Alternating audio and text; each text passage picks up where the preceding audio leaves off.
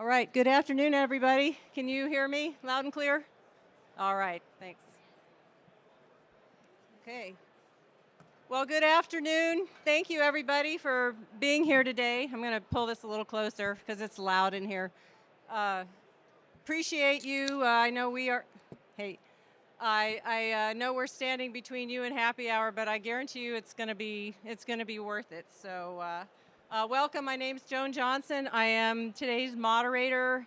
And we've got an incredible panel who I'm going to introduce to you here in just a minute. But I want to make a couple comments, and then I am going to introduce our panelists. That is really loud in here. All right. So just for a little context, in his one-day message, hopefully everybody got to hear CNO speak this morning, in that he referred to his fleet modernization titled Foundry Fleet Fight. So I'm going to quote from that just in terms of context for what we're talking about today. We must fight differently in the future. We will innovate, adapt, and integrate cutting-edge technologies at the speed of relevance. We will accelerate the integration of artificial intelligence, robotic and autonomous systems, resilient C3 architectures, and synchronized effects, ensuring decision advantage, survivability, and combat overmatch. We will ruthlessly pursue a future fleet design comprised of unmatched, conventionally manned ships, deeply integrated with asymmetric hedge forces that expand our reach and impose costs more effectively across every domain. So today's panel, we're going to discuss the Navy's transformational approach to leverage AI, autonomy, and advanced munitions to deliver over-the-horizon effects. The panel will address challenges and highlight some opportunities for industry engagement. So with that, I am so pleased to introduce our esteemed panelists today. I'm telling you, we've got the dream team here today. I am so excited. Sitting right next to me is Miss Rebecca Gassler. She serves as the Department of Navy's first portfolio acquisition executive for robotic and autonomous systems, also known as PAE RAS. In this role, Ms. Gassler oversees dozens of unmanned programs across the Navy and Marine Corps, consolidating designated efforts into a single, accountable portfolio, building transparency, speed of delivery, and alignment with fleet and marine operating priorities. Prior to being appointed as PAE RAS, Ms. Gassler served as Deputy Director for Project Overmatch. Welcome to the panel. Thanks.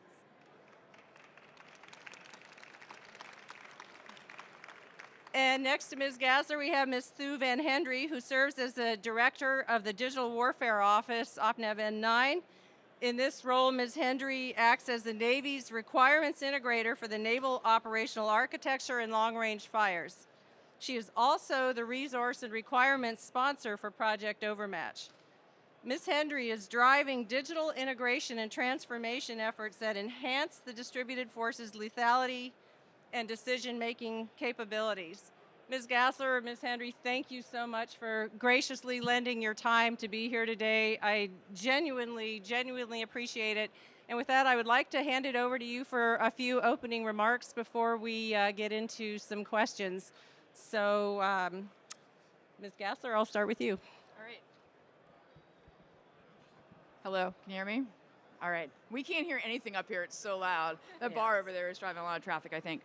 All right, so in addition to what JJ talked about for PA RAS, I'm actually still the Deputy Director for Project Overmatch, which seems like a lot and I don't sleep much. But it's actually a really good thing. So we've spent the last 5 years putting together the Naval Operational Architecture that is still mentioned as a foundation in the new fighting instructions. And now I get to take an entire new domain of platforms and vessels and integrate them into that Naval Operational Architecture. We get to move that data around. We get to move it from the edge and into the hands of our commanders. And so I think that's actually a very complementary set of roles right now. In a way, the topic of this panel is really a confluence of a lot of my career. I've worked a lot on AI, long-range fires, over-the-horizon targeting. RAS is the newest piece to me. But where does this come together? So again, if you haven't read it, here's my prop. Go read this. It's actually full of lots of nuggets, right? This is the CNO's fighting orders that he introduced yesterday at the Naval War College and then again this morning at his talk opening up the conference. But it explains that whole confluence really well. And he talks about general purpose forces, and he talks about a hedge strategy made up of tailored offsets and tailored forces. And he specifically mentions AI and RAS in there as standard deviations from the way we've been fighting. And even further, and I loved it as I was a little bit of an advanced copy, writing my talk on the plane on the way out. There's actually a call out in there that specifically mentions a one-way attack USV as an augment to current naval long-range fires. And I think that is exactly what we're going to talk about today, obviously at a very unclassified way. But I really look forward to talking to Van and JJ up here about those topics. Great, thank you. Van, please. Hey, good afternoon. When we walked up and we saw the number of people, and now it's like standing room only, we wondered if maybe like our moms paid people to come and listen to us talk, if it was our sparkling personalities. But now sitting here, I realize it's because we're sort of equidistant from that bar and the other bar. So I think it's more that like people came to the bar and then got stuck here, and now they're like, let's see what this show is all about. So like Rebecca, I think, the journey of my career, I didn't plan on this job. It wasn't on my bingo card to become the OpNav resource sponsor for digital warfare, but it makes complete sense, kind of given some formative positions that I've had in my career. So grew up in IWS, so former Admiral Doug Small was somewhere right around here.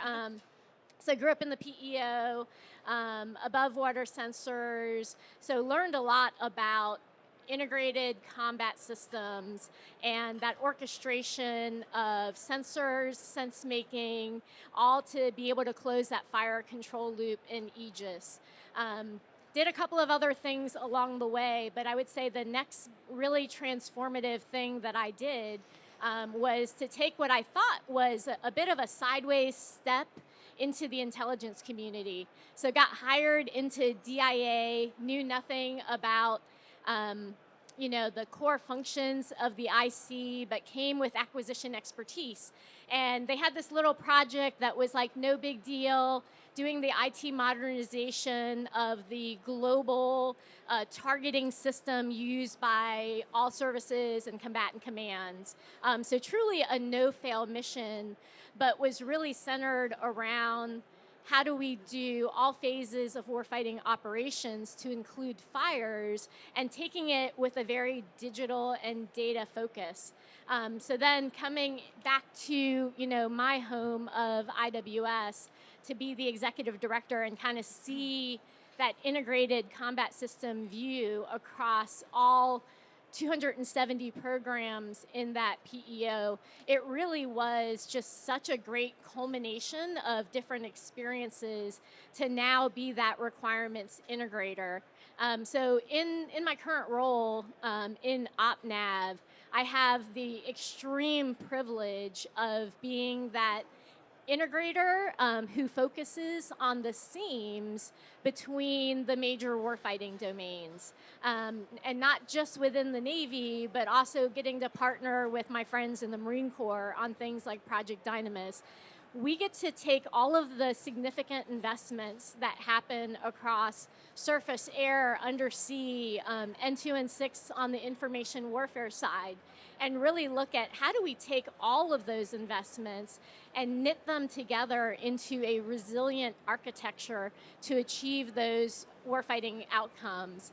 As many of you heard the CNO talk about earlier this morning, this concept of augmenting our general purpose forces with these hedge forces, and the idea that as we come up with these missions, putting together that complement of tailored offsets to meet that combat command demand really requires us to think differently. And that's where, I see, as Rebecca stands up PAE RAS, like our partnership just will continue to get even more and more robust. So super excited for the panel today. Thanks for having us, JJ. Great, thank you both so much. So I have a handful of questions that I will pose, and then we'll open it up for the audience because I'm sure a lot of people have a lot of questions they would love to pose to you. So Van, starting with you, obviously a lot of changes in terms of acquisition reform, which means there's a lot of opportunity now. So from your perspective, what innovative approaches is the Navy pursuing that current acquisition reform initiatives can build on for quick wins in this area? I would say there are so many that are happening right now. So I'll touch on just a couple. So first, I would say is probably the stand-up by Secretary Phelan of the Dawn Rapid Capabilities Office. And this is very much aligned to the CNO strategy of those hedge capabilities. So within the Dawn Rapid Capabilities organization, what we're looking at is kind of that single accountable office where we can look at how do we structure these bounded bets to meet our key operational areas. And then importantly, where I think we've not been able to achieve lift on some of this innovation in the past, and I think many of you out there in both industry as well as in the government see it, is that there's that valley of death, right? There's innovation that happens in pockets of excellence, silos of excellence, but our budgeting and our acquisition processes really weren't well shaped to be the catcher's mitt and to be able to scale. So I do think what we're doing with the Dawn RCO, the very intentional way that organization led by Jim Juster is engaging with industry, both kind of traditional performers as well as non-traditional performers, the way that they are bringing in financial expertise to structure the investments and the deals in a way that truly gets to a win-win for both the performer and the government, I think is a way that allows us to have a catcher's mitt and an ecosystem that enables us to scale a lot of the innovation that we're seeing.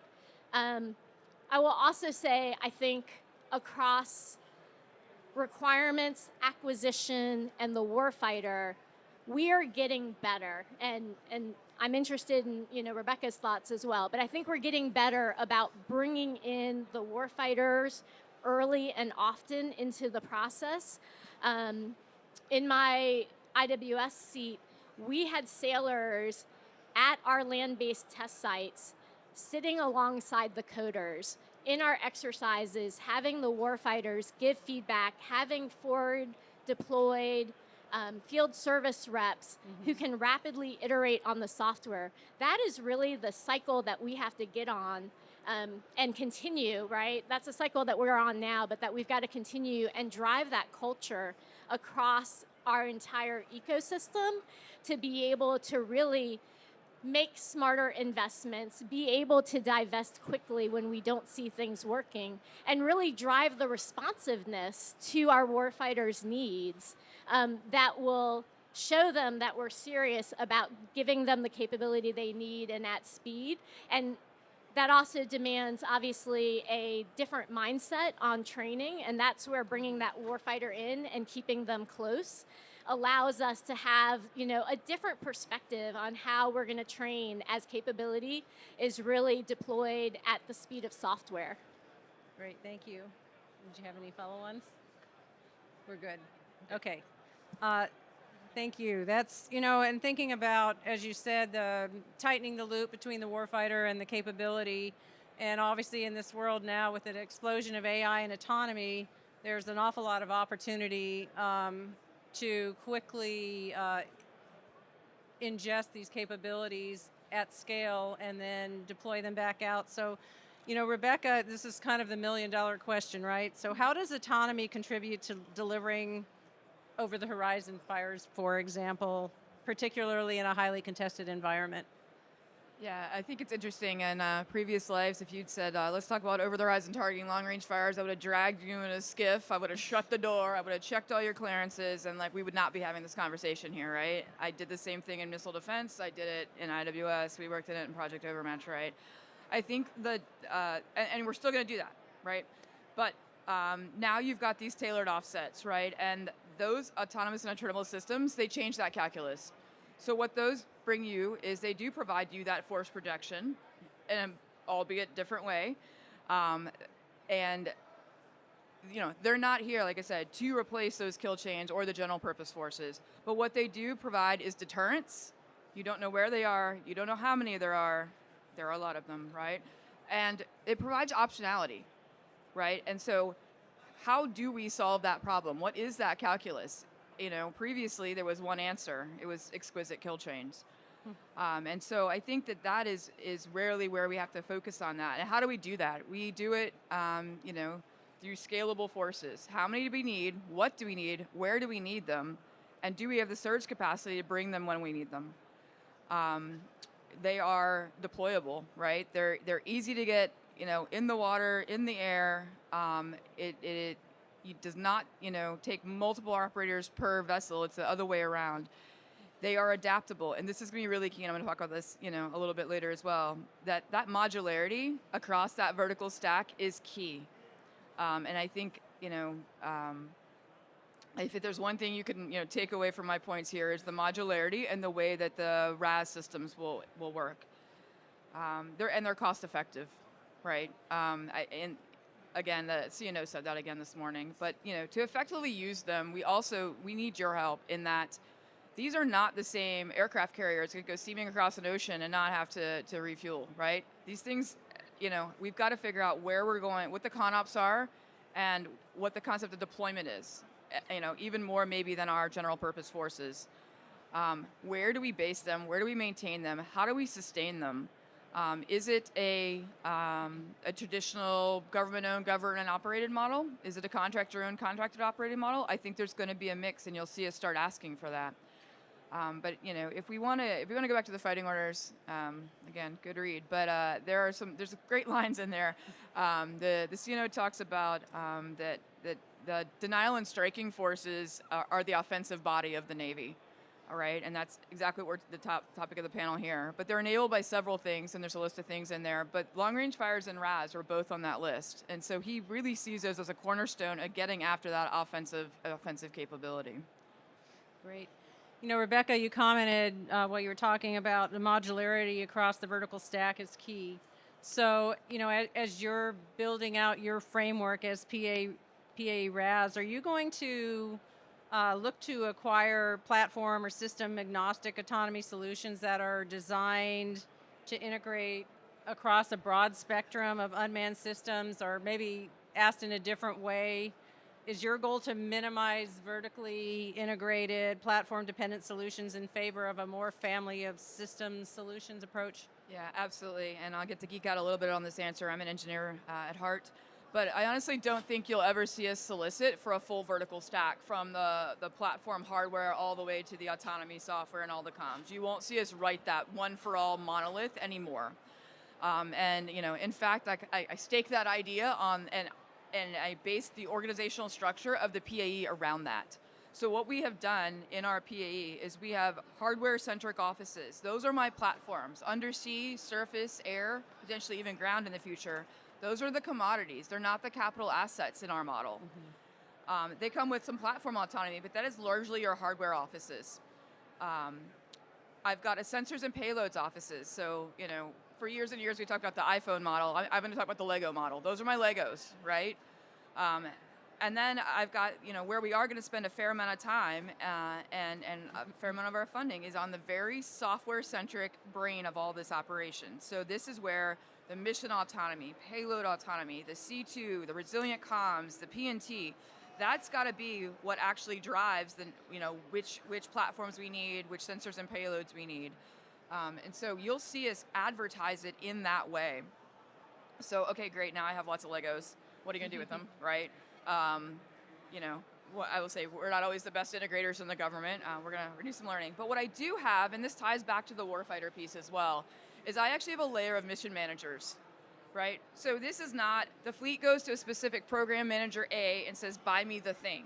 Because that thing is now just a truck or just a sensor. So that thing does not solve the problem, nor does one RAS unit solve any problem right now, right? And so our mission managers, we have a chief warfighting adoption officer. Having the warfighters embedded in a PAE is actually part of the language when standing up a PAE. We have, our adoption officer spends all day talking to the fleets. We bring those problems in. I've got mission managers, and by that I mean kinetics, non-kinetics, contested logistics, counter UXS, right? They're not focused on the kit, they're focused on the mission. It is their job to then take and decompose that problem, work with our PMOs, and work with the warfighter to come up with some COAs. And those COAs, of course, have kit, cost, schedule, performance. They also have operational metrics. And I think that's really the key piece of this, because we will understand for this cost, schedule, and performance, you are moving the needle this much. And there are some COAs. If you want it faster, it may be more expensive. If, it may be that I have to reach across to my overmatch side and say, I'm going to need some help getting, or JFN, getting some overhead sensors. I'm going to, we have to work across the PAEs to solve this, because I might not be able to do it in my own portfolio even.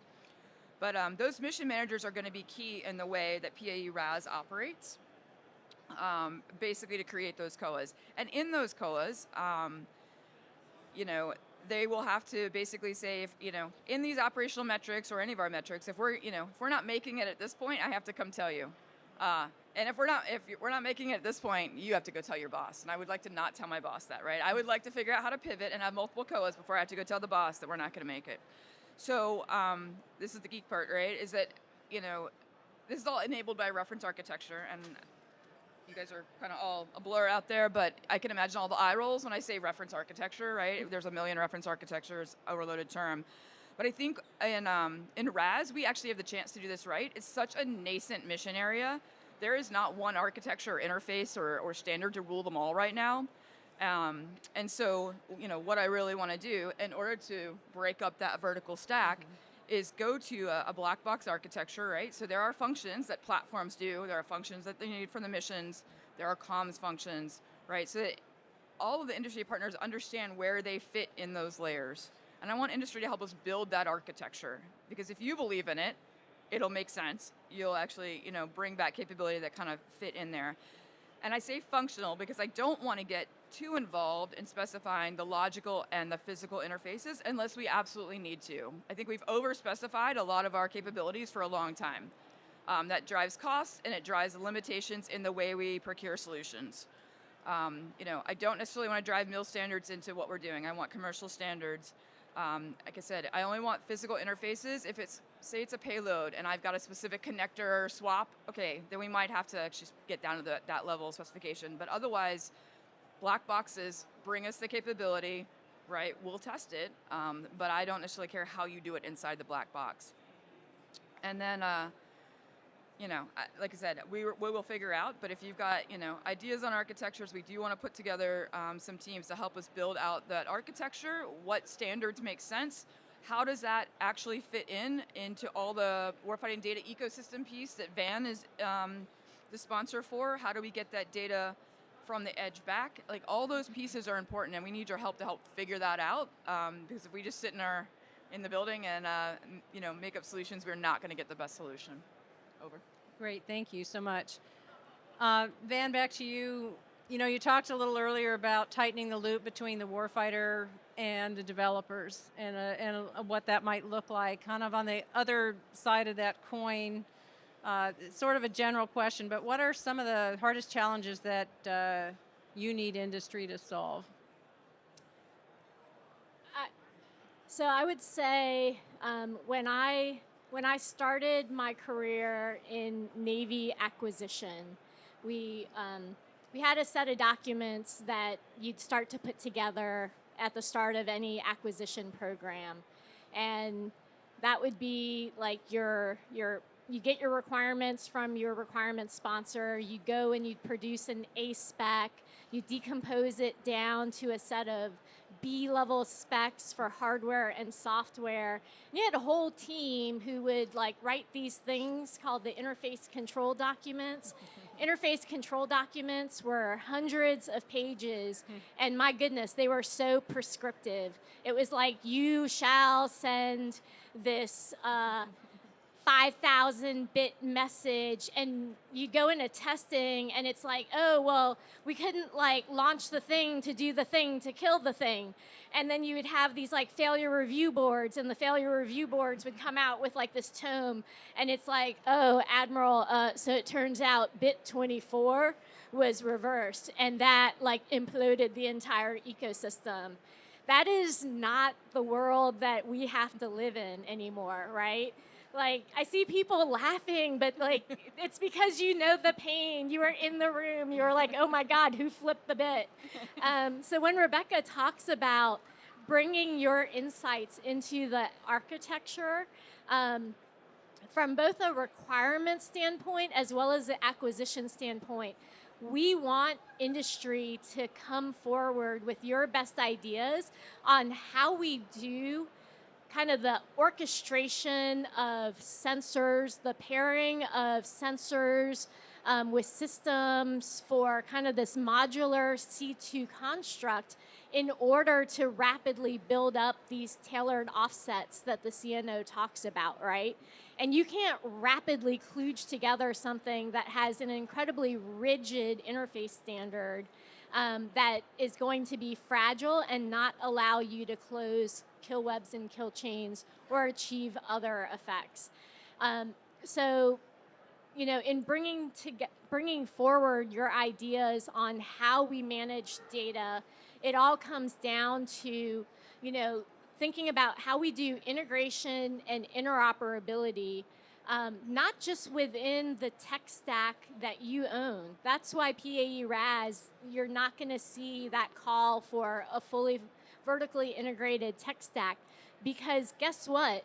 We want you to come ready to play with other performers, and we want your systems to be open and modular and be able to get in that scrum with the other performers and to be able to rapidly integrate. What we're seeing across the services is that when we open the aperture and we tell you to bring your kit, and we are open to the risk that over a 2-week sprint cycle, that there's going to be a lot of like broken equipment that doesn't talk to each other in the first couple of days, and we're not going to call it quits and go home, but we're going to like buy pizza, pull all-nighters, and we're going to make stuff talk to each other.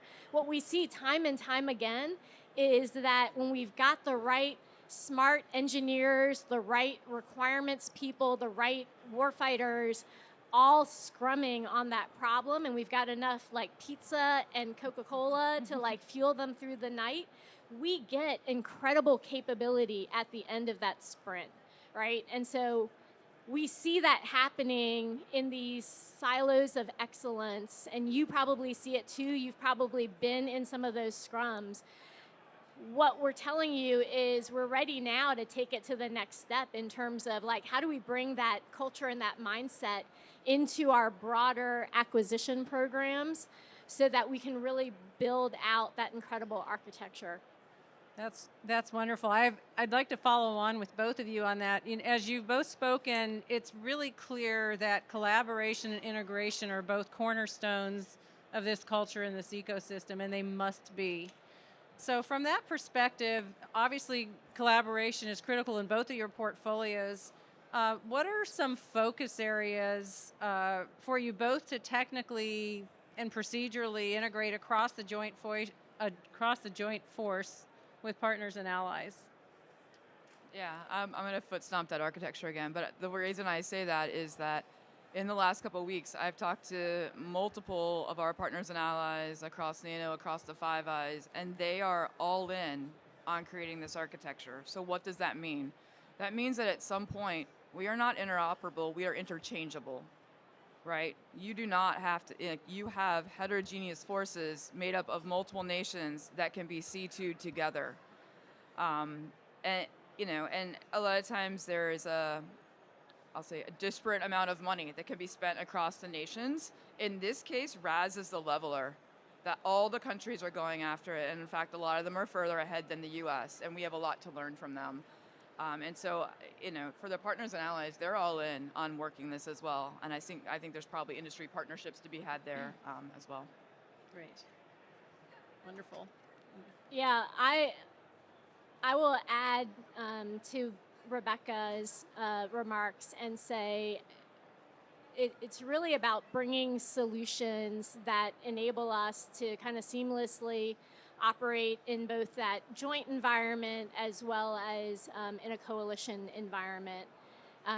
Rebecca made the comment about kind of disparate levels of resources that partners and allies can bring. It's an incredible opportunity to get after SecWar's priority on being able to do burden sharing with our partners and allies. From an industrial-based standpoint, it's a huge opportunity. I think I talked to someone earlier today about how frustrating it must be to have a slightly different tech baseline and software baseline, depending on whether you're doing an Army program review or a Navy program review. And so we're really trying to drive out those small but expensive differences and look and see where we can make it common and interchangeable wherever to the maximum extent possible. We find ourselves, because we've had kind of those unique differences in the past, getting hung up and tripping over ourselves on interoperability when that doesn't need to be the case. And this is where I think, getting back to the data piece, we're in a world now where technology and the idea of having open standards, using APIs in a reference architecture to be able to talk to systems without having to do a complete overhaul of that legacy system allows us to operate in that heterogeneous environment where we've got the kit that we have today that we've invested over decades to bring to the fight, but it's able to now also talk to the much more modern, much more digital kit that are coming to the forefront. Great, thank you. So pulling a little bit back on a thread, sort of about what we're facing today, and we talk speed of relevance. That term gets thrown around a lot. So both of you, in your respective roles in your portfolios, you face a very quickly evolving threat. At the same time, advanced sensors, networks, and AI are all becoming commodities, becoming ubiquitous. So how do you continually refine the solutions? You bring the sailors, Van, for you from a requirements and resourcing perspective, and Rebecca, from your perspective, capability implementation perspective. So I'd love to hear from each of you on that. Absolutely. I think on the requirements front, what we're seeing is a more flexible mindset on the requirements. Admiral Benning talked about it earlier today in his panel of, hey, don't wait 6 years to give me, the perfect solution. I'll take the 80% solution now, and then let's iterate on that. And so I think as you see that more flexible mindset from the requirement side, it allows us to clutch in well with the transformation that's happening with the PAEs, and then the capability trade councils that will kind of broker those trades and offsets between the two organizations. And at the end of the day, it's all going to be about how do we increase the speed of those delivery cycles, being driven by the warfighter demand on, like, hey, what is the requirement that we need to fulfill today? That goes right up to the top of the prioritization. And I think the flexibility that we're driving in our in our requirements processes with requirements reform enable us to meet that speed of mission while still working within the budget cycles that we have. Great. Thank you. And then from capability implementation perspective, Rebecca? I think this is where the power of the portfolio comes in. And so the portfolio management strategy that is now being enabled. So yes, I do need requirements. But if you over-specify the requirements and you specify them years in advance, that kind of locks us down, right? And so how do we create top-level requirements such that I can adopt implementation solutions underneath them?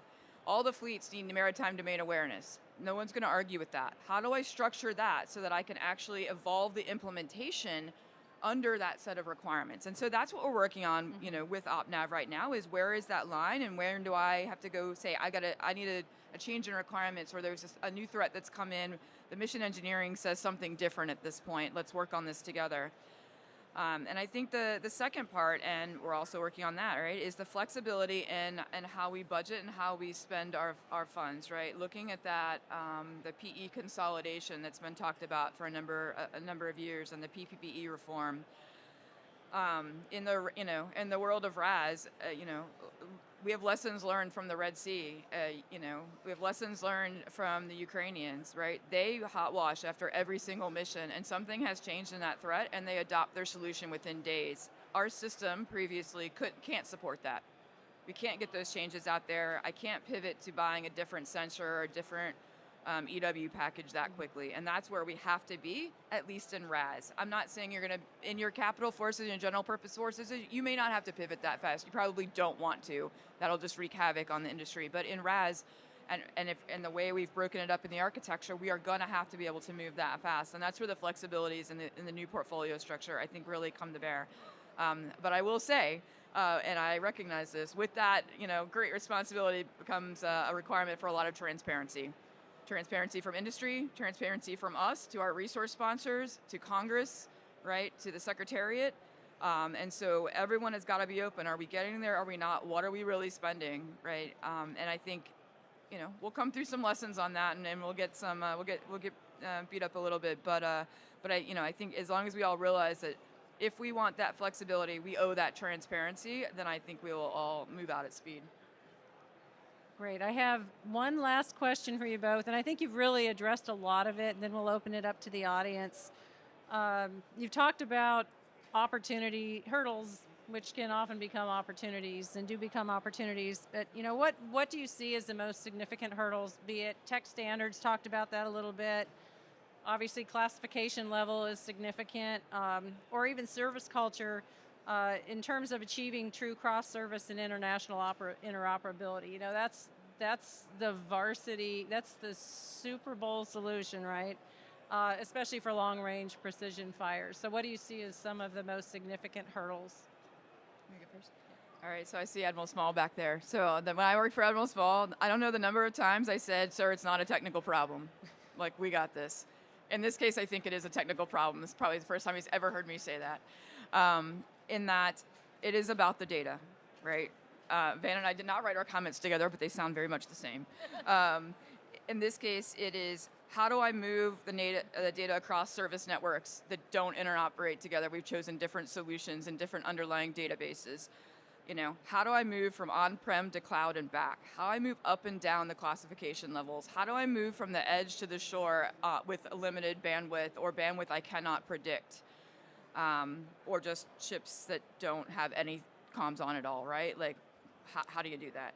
And so I really do think that and even if you can overcome that, do I even understand the data once I got it? Do I understand what those bits and bytes mean? Do I understand how to interpret it and create new knowledge from that data? Do I have it in the right units? We've messed that one up before, a la Mars rover. So, and so I think in this case it is a bit of a technical problem. Yes, you can try and policy your way through it, and you can try and unfunded mandate your way through it, but it's really, we've got to sit down and we've got to figure out the technical solution where I don't lock everyone down, but we've got to make all those different pieces of the data, we've got to get them in the right place at the right time. And I'll be honest, Overmatch, RAS, I think the whole Navy is trying to work on this problem right now, because we realize that time is short. We're not going to create, new exquisite weapons. We're going to use our data as a weapon. Yeah, ditto everything Rebecca said. I will pile on.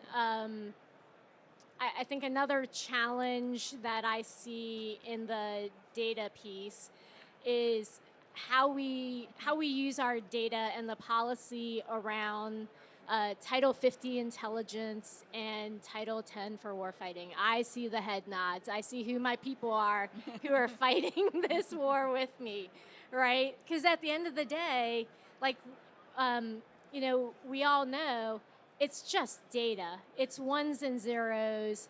Um, it starts off as sensor data, so like where those ones and zeros get caught up in policy, I think that is really another tough nut for us to try to crack as we think about like how do we take all of this data in a magic world where we've solved like the many layers of technical challenges that Rebecca talked about.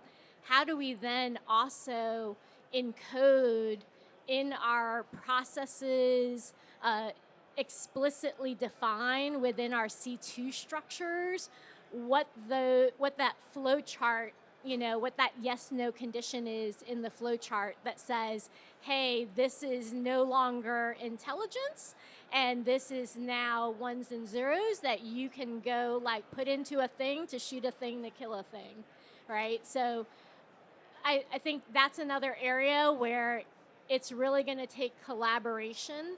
But what we have in this environment of rapid experimentation is a growing number of use cases. And that's where I do see there's a lot of partnership across the services, across our partners and allies to kind of do that crosswalk of, hey, what are our use cases? Where do we have data to date from things like the Red Sea, from operations in Ukraine that can help us inform this mindset and allow us to think about how might we, right, as we move forward on this journey, how might we change and reimagine some of those policies around that data utilization that we've had in the past. Certainly, I don't have the answer. If any of you have the answer, I'd love to hear from you. Thank you so much. We've got a little bit of time left, so I would like to take this opportunity to open up questions for the audience. We've got a mic here. All I would ask is when you step up, please introduce yourself and where you're from, and then by all means. So please, we'll get started.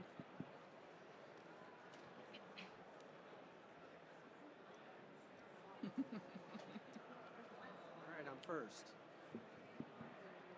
right, I'm first. Hi, I'm Jack Santori. I work at Johns Hopkins Applied Physics Laboratory. In my 18 months of supporting combat system development for unmanned surface vehicles, I'm noticing there's a lot of good parallelism going on in that fledgling area. I'm also noticing that there's a lot of organizations that are doing good work that may not be all tuned into what each other is doing. So this question is more directed at Ms. Gasler as far as RAS's new charter. I'm wondering, what is RAS going to do to make sure that everybody's working on the same solution and supporting and collaborating on fulfilling whatever missions that we're trying to use with USVs specifically? And what are the challenges in achieving that? Thanks for the question. I started my career at APL, so welcome. All right, so I will be honest, when we stood up, we put out a data call, and we had no idea how many things we were going to find in the ecosystem. And when we saw the number come back, I was kind of astonished at the number of things in the ecosystem, right? Not just programs of record. There are projects. There are nice projects in the warfare centers. There were 200 plus things in S&T. I guarantee we still have not found them all, right? Some people didn't want to answer. Some people didn't get the tasker. We are finding out more every day. The fleets are buying their own systems. And so I recognize, maybe I don't even recognize, the full scope of the problem we have. That said, as we do have a full engagement team. Someone we're standing right behind you.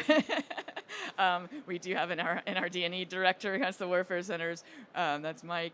We do have a team reaching out to industry. We have set up a front door email. People do get responses when they ask questions, usually within minutes. Our team is on it to make sure that we are trying to collect all that data and bring the right people together where we can.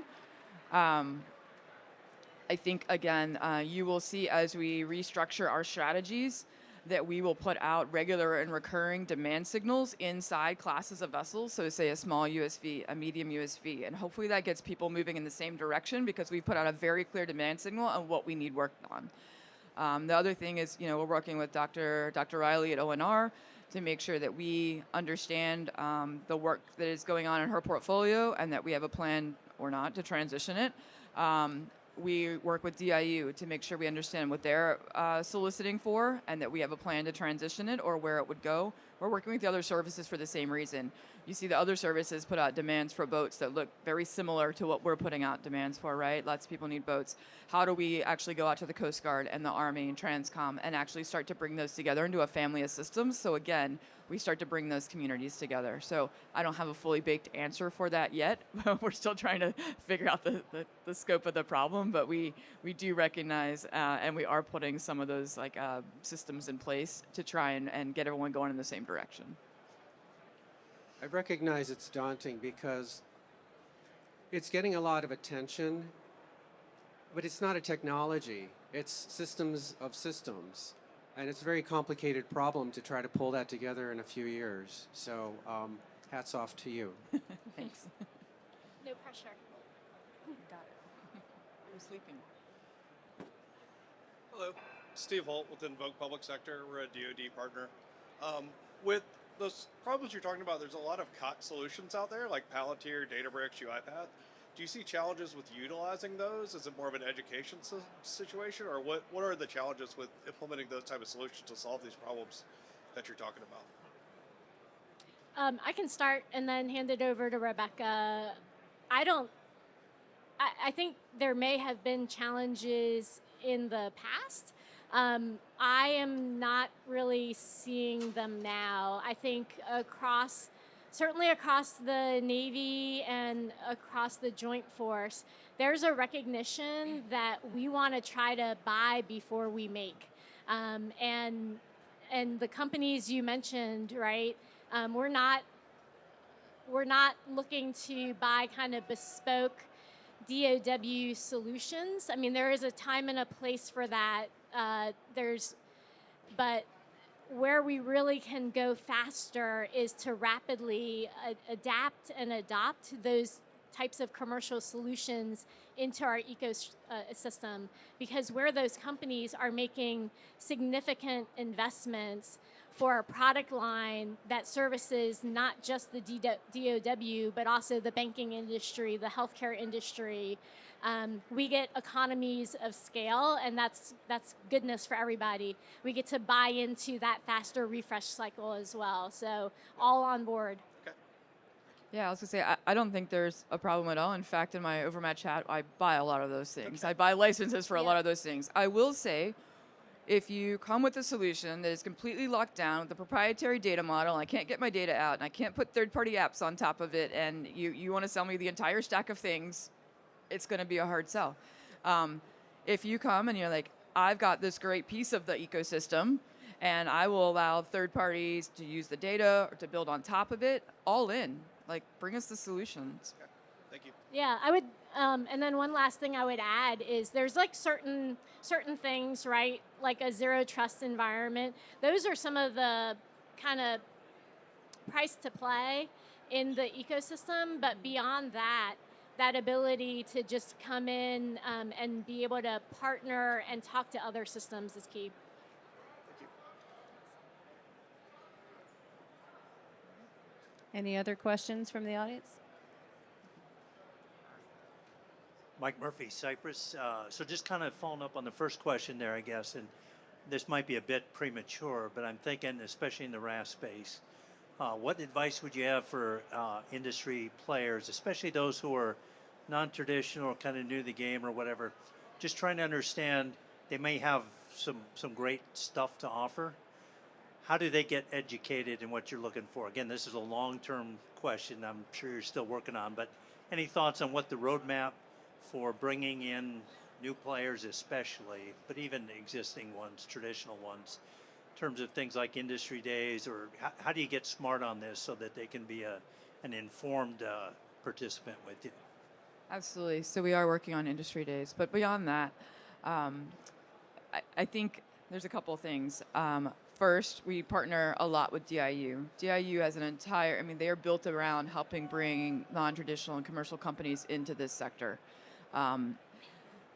We will also use a lot of OTs, right? So not FAR-based contracts and such, and those are, again, a lot easier lift, lower barrier to entry to get those contract vehicles. And then I think the other thing I've told folks, and I haven't worked through the full strategy yet in my mind, is I'll be honest, the Navy is sometimes hard to do business with. Like, does everyone here know how to get something on a ship? There's a lot of paperwork, right? Or how do you interface to a combat system? Like, there's weapons and explosives in that, right? So we want to help the non-traditionals do that. Don't spend your innovation and your thought cycles trying to figure that out. Let us introduce you to some folks that know how to do that and such, right? And I think that's one of the things we've got to work through in our strategy is how do we create those bench of people that can help you do business with the Navy, and help you do some of that integration or teach you that piece of it, so that we do get those fully integrated systems that are working both in a lab and when we get to sea. I think one other opportunity area I would add on to that is across the combatant commands, many of them run these kind of innovation sprints where if you're an industry partner and you're willing to bring your kit and play, that's a great opportunity to kind of get plugged into their system, into their ecosystem, hear from the warfighters on what their pain points are, and then have an opportunity to see like how well can you play with their existing infrastructure.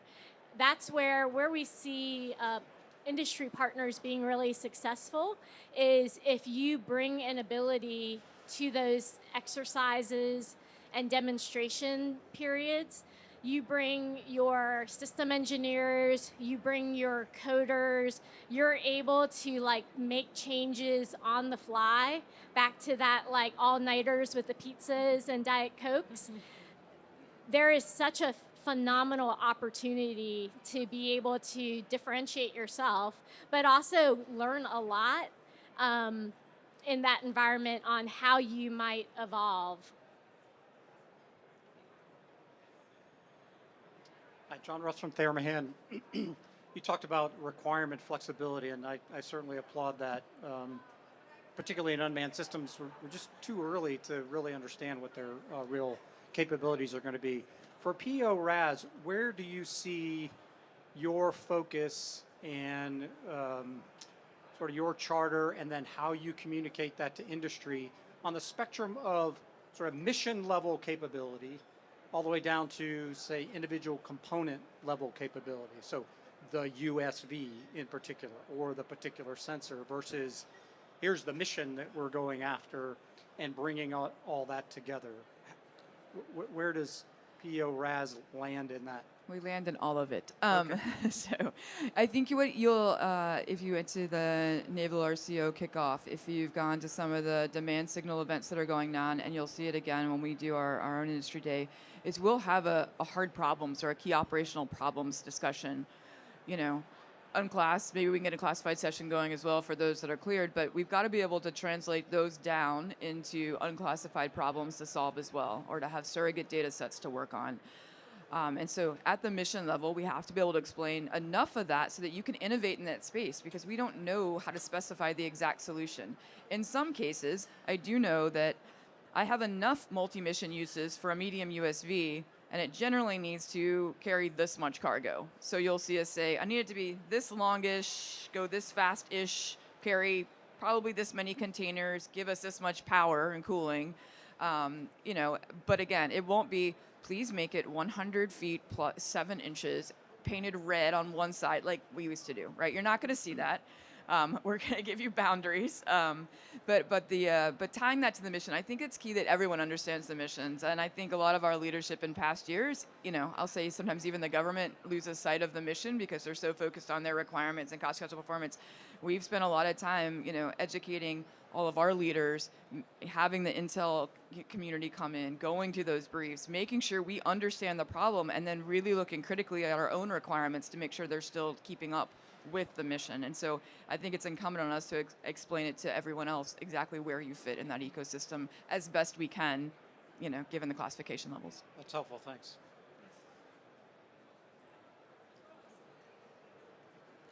Any more? We've got a couple more minutes if there's any additional questions. Wow, I'm surprised. All right. You know what happens when you leave time? It means the moderator comes up with another goofy question just for fun. So, Rebecca and Van, you've spoken a lot about the attributes and the culture that you must build within the government acquisition community to really achieve, the goals that the CNO has laid out and to be able to deliver the priorities that the fleet needs when they need them and where they need them. So as you're doing this, what would, if you had to probably this is sort of a lightning round, right, is from an industry perspective, what guidance would you give industry in terms of what are those most important attributes that industry must adopt to demonstrate that they're treating acquisition as a warfighting function? You go first. Sure. I think there's a couple things. First, I think that you will see us change our relationship with industry. You will see us want to partner to create deals that work for everyone. And so if we ask you a question that seems a little strange, because in a traditional acquisition, we've never asked you that before about a business model or something, it's sincere and that we are trying to figure out a solution for the fleet and figure out a solution that works for you all, especially in RAS, where we use a lot of commercial technology, dual use technology. And I think that the second piece of that is we need industry that, yes, you are all competitors, right? You all have your own companies, but you have to be willing to partner and work together as well. Because if you make it really hard for us, it's going to take us a lot longer to get the money out the door and to go solicit for the things we need, right? And so, coming up with those creative and those innovative solutions as partnerships, and then, working on the trust with us, I think is really going to be key to getting after the speed that we need. Yeah, I think as we really drive hard to open up the aperture and get more industry partners into our ecosystem, what you will see from Navy acquisition on both the requirement side as well as the programmatic side is really we are going to be a more demanding customer. And what that means is we are going to, from an investment perspective, want to strike those deals that get to a win-win for both you and for us. But we're also going to be pretty ruthless about seeing incremental capability soon, quickly, and then to just keep getting after it, right? I think we've learned a lot about putting significant investments into these massive efforts, culminating in huge integration events many years into the process, and then recognizing that, hey, had we known or had we had the appetite to do some adjustments earlier on, we could have had a better product. And so what we want to see is really that DevSecOps mindset, that agile mindset applied to everything we do. It's not just about the software, it's about incremental hardware delivery, but it's about delivering incrementally in a meaningful way. So not just dropping off a bunch of stuff and saying, well, here's the 80% solution, but I haven't really connected it. This thing doesn't talk to that thing. We want to get to those MVPs quickly. We want to be able to have a product that we can give to the fleet and have them kick the tires on it, give us that great feedback. And this is where I think as we collectively make this shift, there's so much goodness in it for all of us, right? You are now not going after tooling up your entire ecosystem, whether that be factory production lines or whether it be scrum teams on the software side, without getting that incremental feedback, without getting that adjustment. And so being on that journey with us and then recognizing that as we make decisions faster, it is likely going to mean that we're going to divest of things sooner. And so everybody's got to bring their A game to be able to like stay in the fight. But honestly, I think for a lot of the non-traditionals, like this is what you've been waiting for, right? Like this is what allows you to differentiate that value proposition that you bring. Because what we see across the board in both our traditionals and non-traditionals is a workforce that wants to make a difference and wants to go fast. And so it's all really coming together, I think, in great timing to enable us to do that. Great. That's a perfect note to close the panel on. Hey, thank you everybody for showing up, and especially my deepest gratitude to Ms. Gassler and Ms. Hendry. Having you here is just incredible. Your insights are so valuable, and I know everybody appreciates it. Thanks, everyone.